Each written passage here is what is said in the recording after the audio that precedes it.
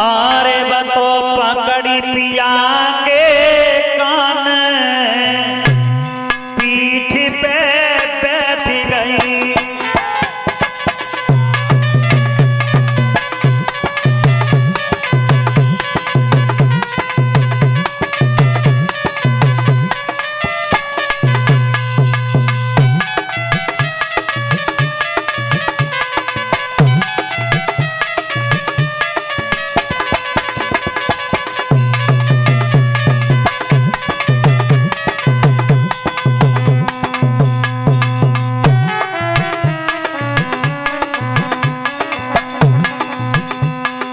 ताली बजाते हुए बोले, भीम ने कहा देखो कोई स्त्री कान पकड़ के पीठ पे सवार है गई। पकड़ी पिया के कान पीठ पे बैठ गई।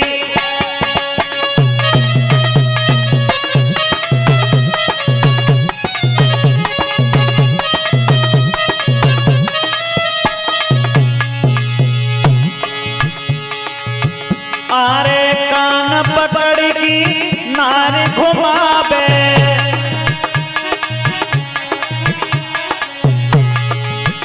बाबा जी तुम कितने अच्छे आदत के रहो, पर मोहल्ला पड़ोस में तो चार लोगों से बोलचाल बंद है जाते जरूर, और जा घर से बोलचाल बंद होए मैं कान कर रे करके ऐंठ दे इस स्पीड बढ़ा और कावला अगर मुड़ना हो पाइले को कान कर रे करके खींच दे स्टीयरिंग मोड़। आरे कान पकड़ की नारी घुमावे,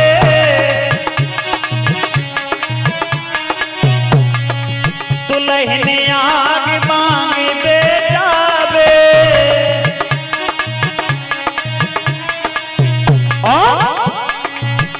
ये नाय करे सम्मान पीठ पे बैठ गई।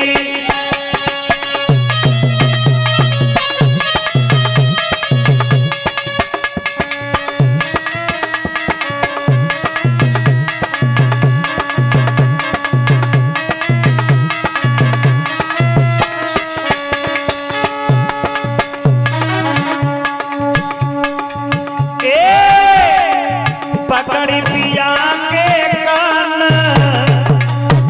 पीठ पे बैठ गई।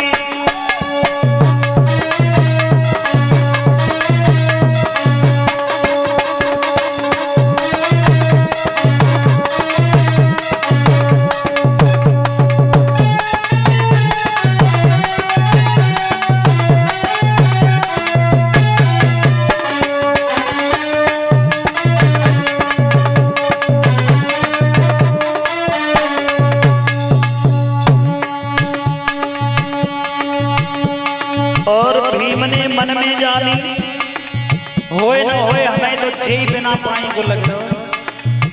और भीम ने करो था आरे खींच की लात कमर पे मारी,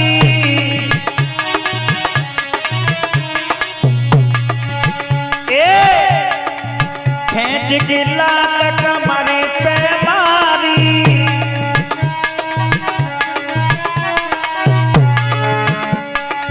तगरे में डाल गई घरवारी।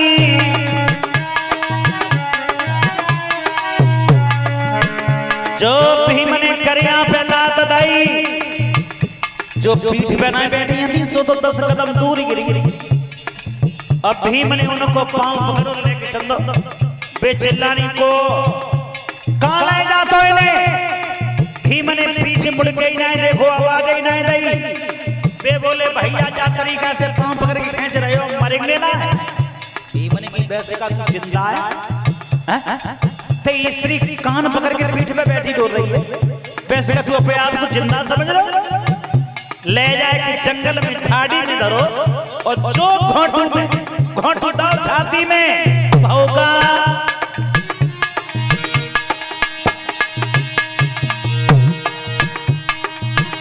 सोई हाल निकल गए प्राण,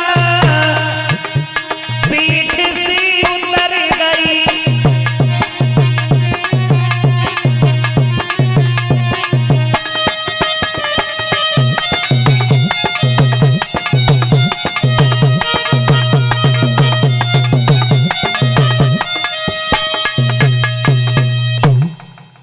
झाड़ी में ले जाए के धरे, छाती में घोंटू दो, किस्सा खत्म, मर गए।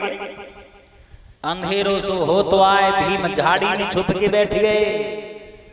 छोटे छोटे सियार निकले लाश के चारों ओर घूमे, सूंगे दूर बैठ जाए, कोई मत खाइयो बिना पानी को।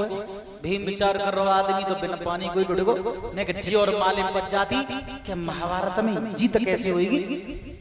छोटे छोटे सियार आए, दूर बैठ के कह रहे बिना पानी को है।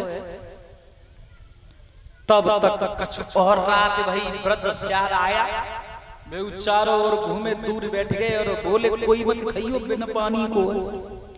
छोटे छोटे सियार बोले भूख लगी सो। वृद्ध सियार समझाए कि आश्वासन दे कि बोले जाए मत खा, बोले हारे मत घबरा मित्र हमारे, कौरव पंड लड़ेंगे और कुरुक्षेत्र की भूमि पे जब लाखन वीर मरेंगे।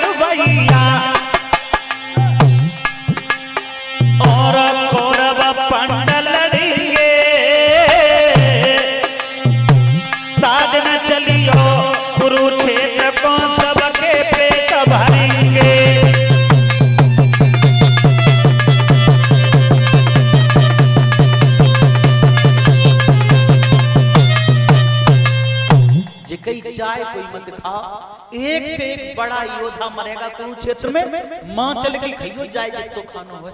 छोटे छोटे सियार बोले तो इतनी बताए दो महाभारत में जीत किने की होगी। भेद विचार कर रहो, सहदेव ने सही कही, बूढ़ो सियार बतावेगा। अब बात आ रही है ठिकाने की, सो झाड़ी से नेक बाहर निकले। वृद्ध सियार की तुम्हें क्या मतलब है, तुम्हें तो पेट भरवे से मतलब है, चाहे कोई जीते चाहे कोई हारे। छोटे छोटे सियार फिर बोले तो उन्हें मालूम पड़ जाती को जीतेगा। तो वृद्ध सियार आश्वासन देकर के बोला सुनो, मैं बता रहा हूं कौन जीतेगा महाभारत के युद्ध में। बोले आरे लड़ेंगे,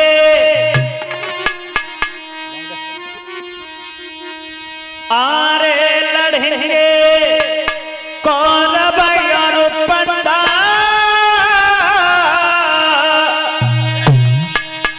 बेरड़ में जाएगा जीत गाड़ दे महावस को झंडा।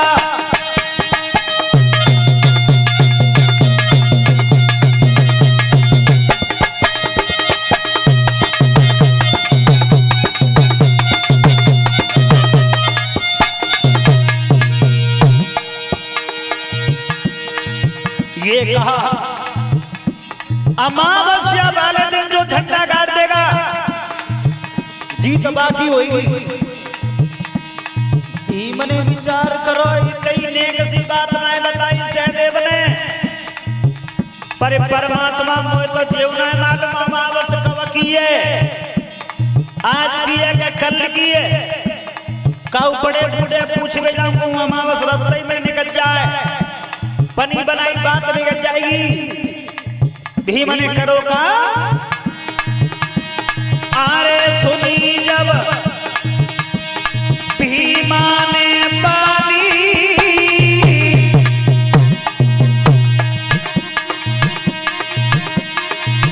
नाए पलकी करी अबारी अगारी भागो परदानी।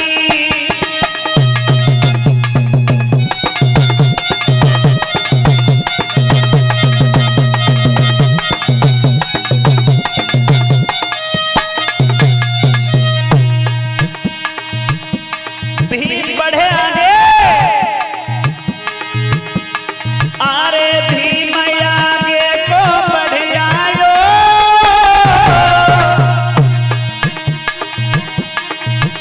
और कुंती मां को लाल तोड़े मरघट में घुस आयो।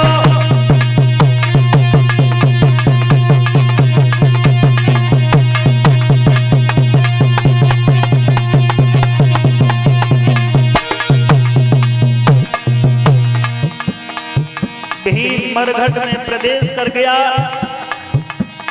विचार ये आया कोई तो जीवना मालूम अमावस कब की है। अरे सोच समझ की भीमसेन ने मरघट लो पास उठाए, खोल लगो तने अपने से भीम ने झंडा लो बनाए।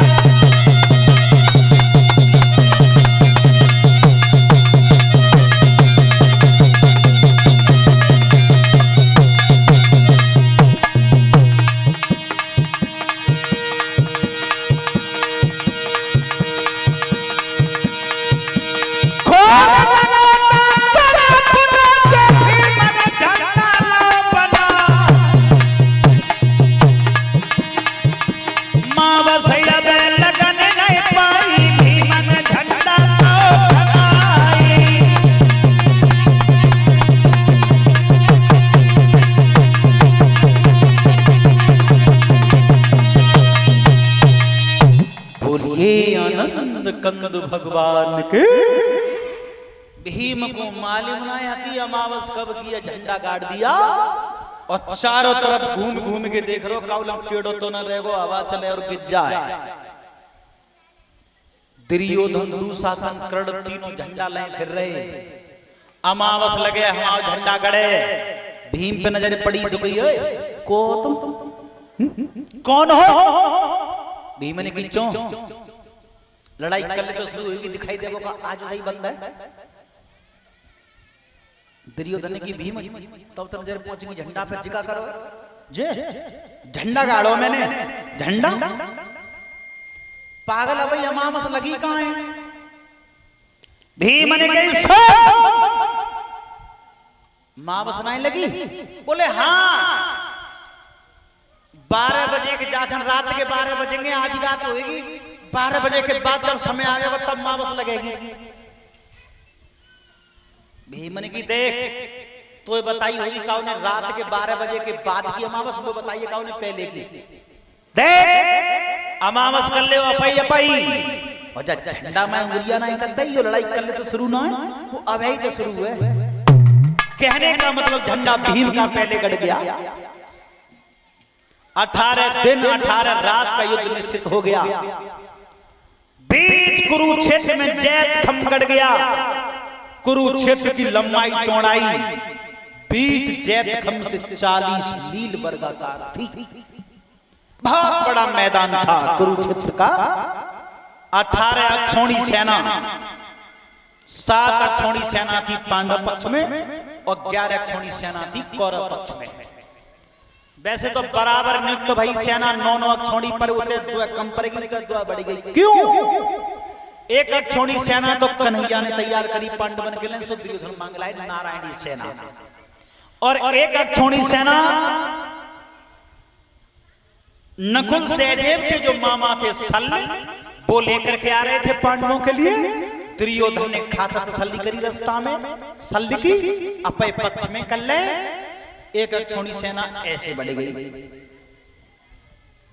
कन्हैया ने कहा दरबार में बीच कुरुक्षेत्र में खड़े होकर के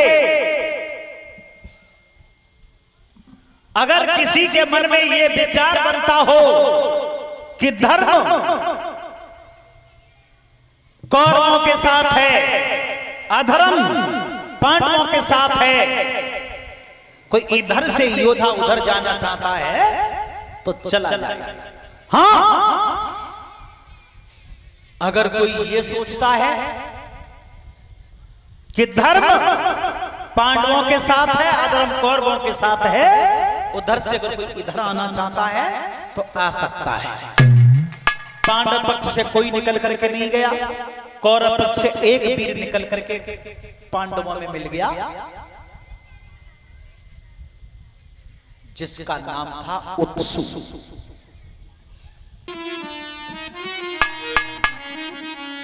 आरे जोड़े दोनों हाथ, गिरा बालक ने उच्चारी,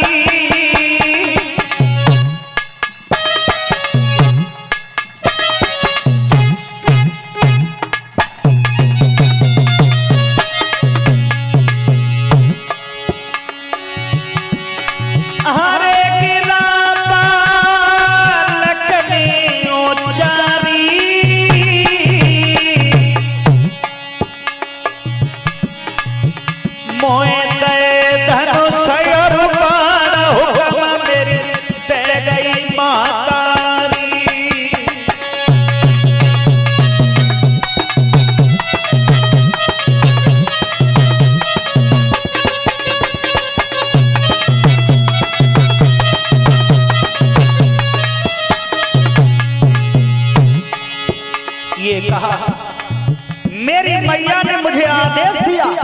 क्या बोला? अरे लला मेरे कुरुक्षेत्र जाइए,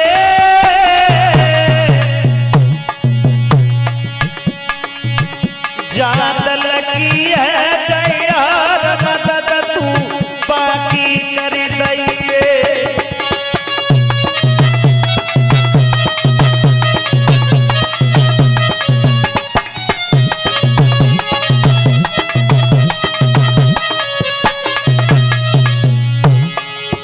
मेरी मैया ने कहा जो दल लड़कर के हार जाए उसकी मदद कर देना।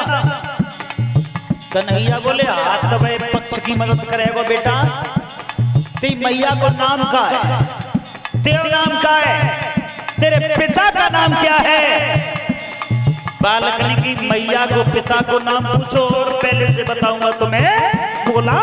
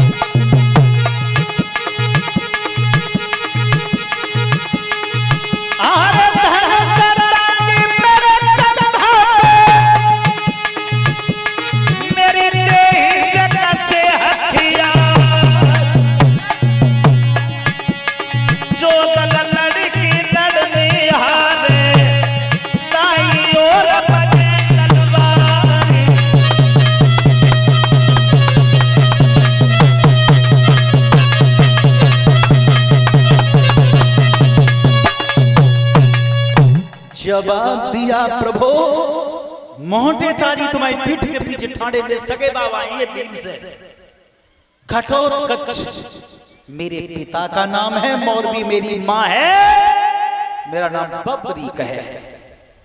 कन्हैया बोले लला घरे चलो जा, अब तेरे हथियार चढ़तनाए देखे खिचड़ी मार के भाग जाएगो जो मैया को आंगन ना है, घर चला जा।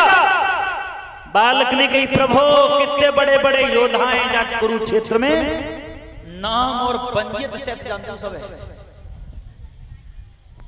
कन्हैया बोले तो माने को ना है नो, नो, नो, नो। मैया की आज्ञा पूरी करके जाऊंगा। लला मैं मान कैसे लू तू के हाथ तवे पक्ष को विजयी दिलाए ले जितवाए देखो मैं कैसे मान जाऊं तू वास्तव में योद्धा है। बालक ने की जय तुम्हें पूछो बचाओ मानोगे कैसे प्रभु। कन्हैया बोले तो कुछ करके दिखा। सब बालक ने एक बाण तरकस में से निकालो धनुष में रखो और नोक पे लाल रंग को निशान लगाओ मंत्र मार के छोड़ दिया। कुरुक्षेत्र में जितने ऊंट थे, घोड़ा थे, हाथी थे, जवान थे, सबकी छाती पे लाल रंग के निशान लगा दिए। कृतवर्मा, कृपाचार्य, अश्वत्थामा 3 रह गए पल्लंग, 5 पांडव, छठ में कन्हैया 6 रह गए जाला। कन्हैया बोले जिका करो। बालक ने की प्रभु जिस संकेत करो मैंने मतलब दूसरे बाण को चलाए की और कह दो 3 पल्लंग 6 जालन 9 दिखेंगे बाकी के सब। कन्हैया बोले रुक जा कौन से जादू मंत्र सीखे आवता से सबकी छाती पे लाल रंग के निशान लगाए थे ने हम जा आम के पेड़ के नीचे ठाड़े एक ही बाण से हर पत्ता को बेद के दिखा। अगर ये काम कर देगा तो मैं मान जाऊंगा कि वास्तव में क्षत्रिय है। बालक ने की प्रभु मान तो जाओगे। हाँ मान जाऊंगा। प्रभु मान तो जाओगे। हाँ मान जाऊंगा। तो आज बारी उनका लड़का कर्म कर रहा है अपना और 3 लोगों का स्वामी कर्म कर रहा है अपना। कर्म पहले बच्चे ने शुरू किया। कौन सा?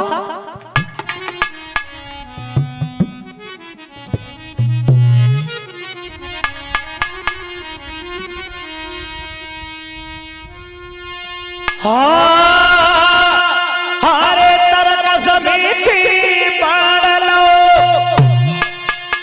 डोरी पैरो चढ़ाई रे।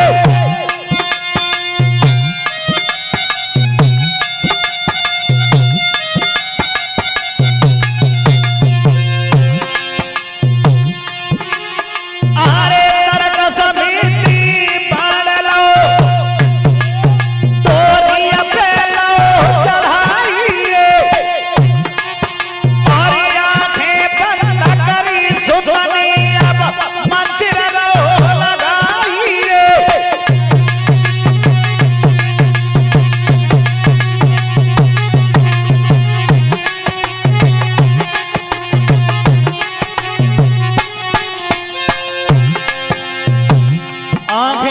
करके बच्चा मंत्र का जाप कर रहा है। डोरी में बाण रख करके इधर तो बच्चे के नेत्र बंद थे और उतर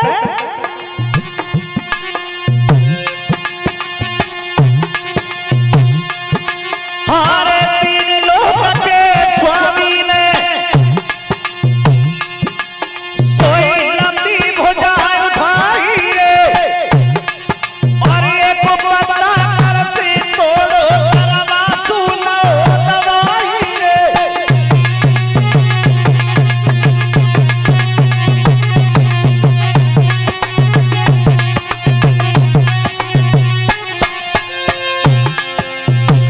ऐसा हुआ एक पत्ता तोड़ करके भगवान ने तरवा के नीचे दबा दिया। छूटी बेटा को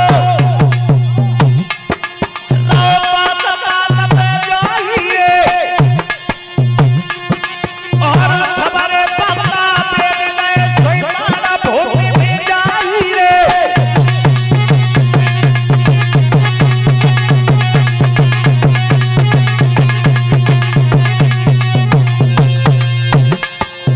ऐसा हुआ बच्चे के नेत्र बंद थे। कन्हैया ने एक पत्ता तोड़ करके तरवा के नीचे दबा दिया। बच्चे ने मंत्र जाप करके जैसे ही बाण छोड़ा हर पत्ता को बेचता हुआ बाण पृथ्वी में समा गया। आगे सवारे पत्ता बेच गए सोई बाण भूमि में जाइए। पृथ्वी में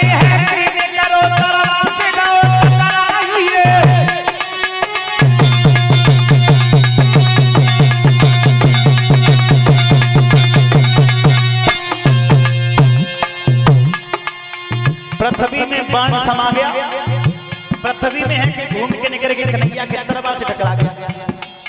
बालक ने की प्रभु एक पत्ता तुम्हारे पाए के नीचे और या तो पैर हटा लो अन्यथा दरबार छेद के बाहर निकल जाएगा।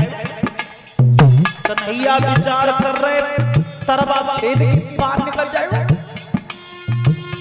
जब बालक बच्चे पत्ता न बचा पाते धीरे में किने के लिए बचाऊंगा। अरे तू बना है हर कोई ना सब कायाते चले पसीना।